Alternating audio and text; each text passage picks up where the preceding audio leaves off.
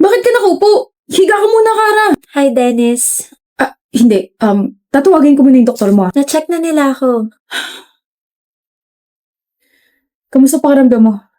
Okay na okay naman. Pero hindi ka raw umuwi? Nag-alala ko eh. Hanggang ngayon? Ano ka ba? Wala naman ako sakit. Sino hindi mag-aalala eh? Nag-uusap lang tayo tapos sabi mo hindi mo ko iiwan tapos bigla nagdugo yung ilong mo tapos bigla ka nahimatay sa harap ko. Siyempre, unang iisipin ko may sakit ka. Dennis, stress lang ako tsaka puya tapos dumagdag pa daw yung init ng panahon. Pero wala talaga akong sakit. I'm so sorry if nag-alala ka. Okay. Kalmado na ako. Nga pala, I tried to call your parents kasi nagpatulong ako sa school for that. Kaso, Walang sumagot ng tawag, right? Yeah. My parents are separated and both of them are busy sa mga kanya-kanya nilang families. I think nakalimutan nila na yung unika iha nila is buhay pa. I mean, nagbibigay naman sila ng allowance pero yun na yun. Kaya naman I have so much love to give. Gusto mo ba? pwede ba? Pwede na ba? Kung nasa stress ka, ask for my help. If hindi ka makatulog sa gabi, call me. If you wanna talk to someone, nandito ko. And I'm so sorry for being harsh. I'm glad you're now opening yourself to me. Thank you, Dennis. Hindi. Thank you, Kara, for breaking my walls. Hello, Kara? Sabi mo kapag stress ako, hingi lang ako ng tulong sa'yo, di ba? Nasa ka? Ang bilis mo naman. Hinahawakan ko lang yung kamay mo kasi stress ka. Baka kasi lobat ka pa rin eh. Di ba sabi mo na lobat first sight ka sa akin? Ano problema? Sabay-sabay lang yung projects, yung assignments, and sa family. Gusto mo pag-usapan? Hindi na okay na to. Charge na ako gamit yung kamay mo. Gusto mo kumain? Bulaga! May luga. Simula na naging komportable ka sa akin, lumalabas na yung tunay mong ugali. Hindi ba pwedeng gusto na kita kaya ganito ako sa'yo? Ako na yata yung nabulaga. Halika na nga, tinda kita sa bahay niyo. And we're here. Thank you sa paghatid, Dennis. May nakakalimutan ka yata, Kara. Kiss sa pisngi. Ingot yung bag mo. Good night. Good night. Kara, Dennis, congrats sa atin. Graduate na tayo. congrats rin. For you. Thank you. Akala mo ako lang meron? Siyempre meron ka rin. Ako rin meron. First time ko makatanggap ng ganito. Baka first kiss ako na rin, ha? Okay, pumapayag na ako makuha mo yung first kiss ko ngayon. O hindi pa tayo, ah. Ako dapat yung nagsasabi niyan kasi inopen mo yung topic ng first kiss eh. Hindi pa tayo, Kara. Hindi pa nga kita sinasagot eh. Visit ka. Nakausap ko na yung parents ko. Really? Yes, ginawa ko yung sinadjust mo sa akin. Inopen ko yung feelings ko sa kanila na bakit hindi sila nagpunta ng graduation ko, bakit hindi nila sinagot yung tawag nung na-hospital ako, bakit ganito, bakit ganyan. And? They were sorry. They actually thought na I was doing fine kasi nga lagi ako may allowance, diba? But they never thought daw na makakaramdam ako ng loneliness. I was mad. I was hurt. But I forgave them. Sa weekend lalabas kami and I told them na may boyfriend ako so they want to meet you. Sino? Sino boyfriend mo? Ako? Yes, ako. Baliw ka talaga. But I'm so proud of you for being brave, Kara. Di ko naman ito magagawa kung wala ka eh. Thank you, Bobby. Mahal din kita. Wow! Here's what you requested, Bobby. Your favorite ulam. And here's my gift. Pangkabuhayan showcase. Oh, mahal na mahal mo talaga ako, no? Naalala ko nung college tayo, sabi mo, if may magre-regalo sa'yo kapag adult ka na, gusto mo grocery tapos yung pan-display sa bahay. O, ayan na. Tapos isang sako ng bigas mo, nasa kusina. Thank you, Bobby. I mean, weird way to propose but it's a yes, mister. Bakit? Magpo-propose pa lang ako eh. Ha? Ito. Oh my gosh. Seryoso ba? Nakikita mo ba yung mga susunod na pangyayari? Ha? Nakakainis ka, Kara. Huwag ka na mag-propose. Ako na lang yung magde-declare. Dennis, my Bobby, I will marry you. I am marrying you. I love you so much. Mas mahal din kita. Yes, miss? Nakidnap po yung kapatid ko. Upo ka muna. Tumawag po sila sa akin kagabi. Hello?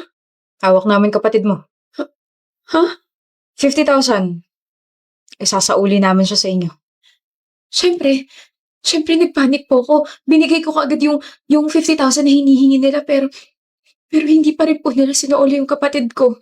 Tapos, ano nangyari? Sabi niya isasauli niyo na yung kapatid ko. Di ba nagbigay na ako ng pera? Oh, balikin niyo yung kapatid ko. Nasaan na yung kapatid ko? Anong ginawa niyo sa kapatid ko? Ang ingay!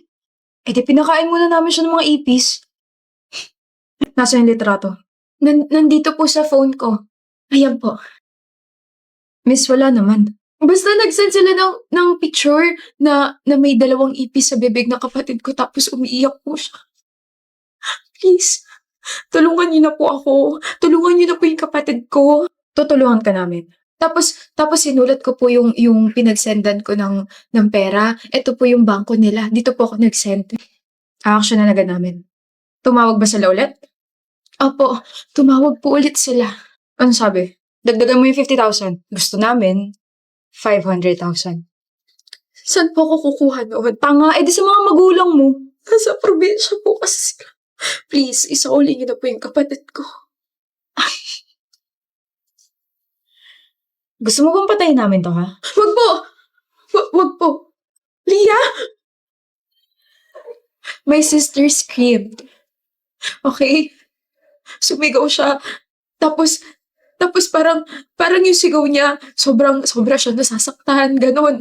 Tapos nag-send ulit sila ng photo. May sugat sa binti si Leah. Hiniwa nila yung binti ni Leah. The photo? Ito po. Nasaan na? Andito lang po yun. Sinave ko yun. Wait lang po. Miss, Wait. Hindi pa po ako tapos. alam mo ba nagtangka tumakas yung kapatid mo? Po? Napakabilis niyan tumakbo, napagod kami, pero tatanga-tanga nga lang. Anong ginawa niyo sa kapatid ko? Eh di binali namin yung isang paa niya. Sinigurado namin na hindi na siya makakalakad ng maayos kahit kailan.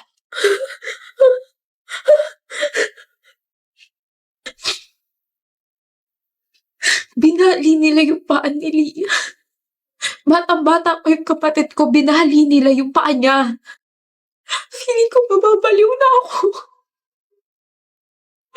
Please, iligtas niyo po kapatid ko. Iligtas niyo po siya. Aliyah! Ha? Okay ka lang ba? Kanina ka pa namin hinahanap. Sumama ka na kay tita. Sige na, susunod ako sa kotse. Ayoko pa umuwi. Kasi yung kapatid ko, hindi pa siya nakahanap. Nakidnap kasi yung kapatid ko. Okay? Kailangan natin siyang iligtas. Ligtas na siya, okay? Nasa bahay na siya. Talaga? Pero baka may ipis. Baka may ipis sa bahay. Ayoko umuwi. Malinis na yung bahay, Aliyah. Sige na, sumama ka na kay tita. Okay. Okay. Pagpasensyahan niyo na po, sir, ah. Sino po? Ako po si Lynn, pinsan po ka ni Aliyah, tapos yung kanina tita po namin. Tama ba yung narinig ko? Ligtas na yung kapatid niya? Actually, wala naman po kasi talaga nakidnap. Ano? She was telling her story. Sabi niya po si Leah yung nakidnap, di ba? That's her nickname nung bata pa po siya. Siya po yung batang babaeng nakidnap. Kaya kung mapapansin niyo po, pilay po siya maglakad. Binali po yung isang paa niya nung nagtangka siyang tumakas nung bata siya. Meron din po siya malaking peklat sa binti niya dahil hiniwa siya ron at ginawang panakot sa parents niya. Bukod po ron, pinakain din siya ng mga ipis kaya ayaw niya sa insektong yun. Nalocate naman yung mga kidnappers tapos nabalik yung perang binigay ng family namin pero yung trauma binigay nila kay Aliyah. Sobrang lala na hanggang ngayon dala-dala pa rin po niya. Pagpasensyahan niyo na po ha. Sinubukan naman namin siyang ipagamot pero bumabalik pa rin siya sa dati. Kapag nangyari po ulit to, hayaan niyo lang po siya magkwento tapos tawagan niyo po agad kami ha. Sige. Sige po, mauuna na po ako. Pasensya na ulit. Nakapasok ka. Tama ka, Alexis. Nandito ako.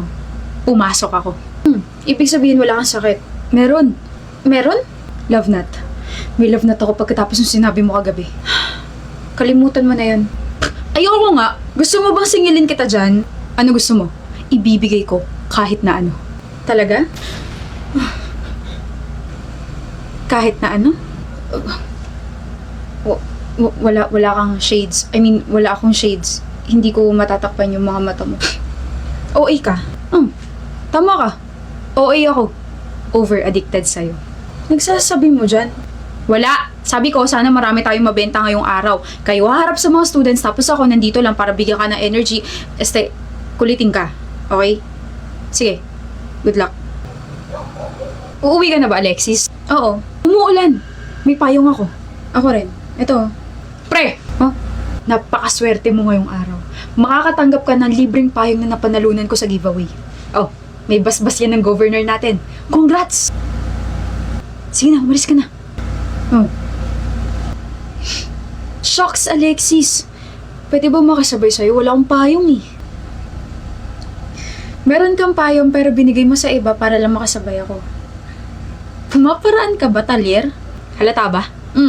Halata. Pero ang tanong, same ba tayo? Ng ano? Ng payong? Uy, hindi oh. Yung pinamigay ko, black. Yung payong mo, pink. Sa ugali mong yan, hindi ko akalaing slow ka. Ha? Tara na nga. So, wait lang. Hahatid kita, tapos hahatid ako ng payong mo? Akin na lang kaya yung payong mo para lagi kitang kasama. Gusto mo bang masarmonan ako ng nanay ko? Dadaan muna tayo sa inyo. Meet the parents yarn. Meet may kamao. Gusto mo? Tara na. 8 p.m. na?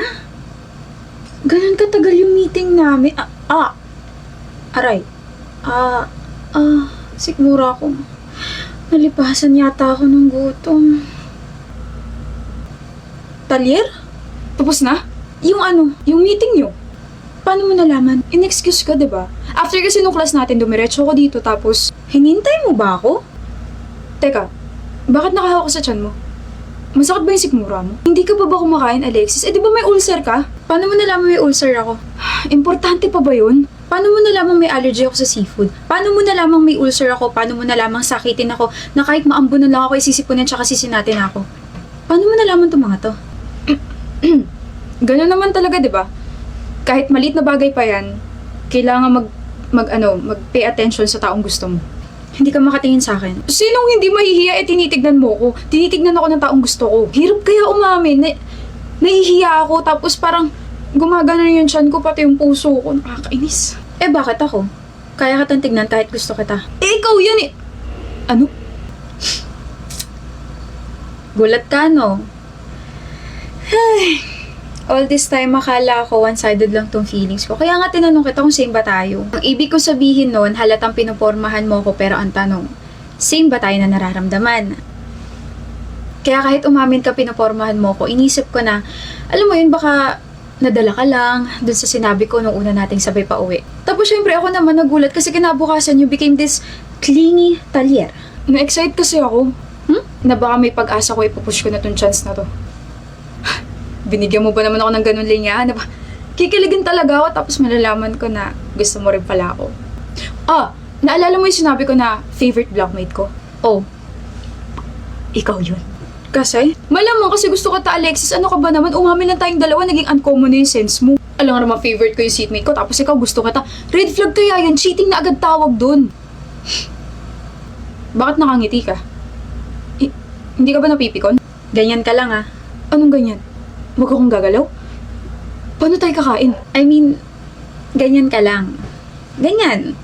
Huwag kang magbabago. Kinikilig kasi ako kapag nagbabardagulan tayo eh. Kinikilig ka pala kapag nagbabardagulan tayo. Ako, kinikilig ako kapag napapangiti kita. Kaya itong binili kong food para sa'yo, akin na to. Bahala ka dyan. Talyer! Akala ko ba gusto mo yung nagbabardagulan tayo?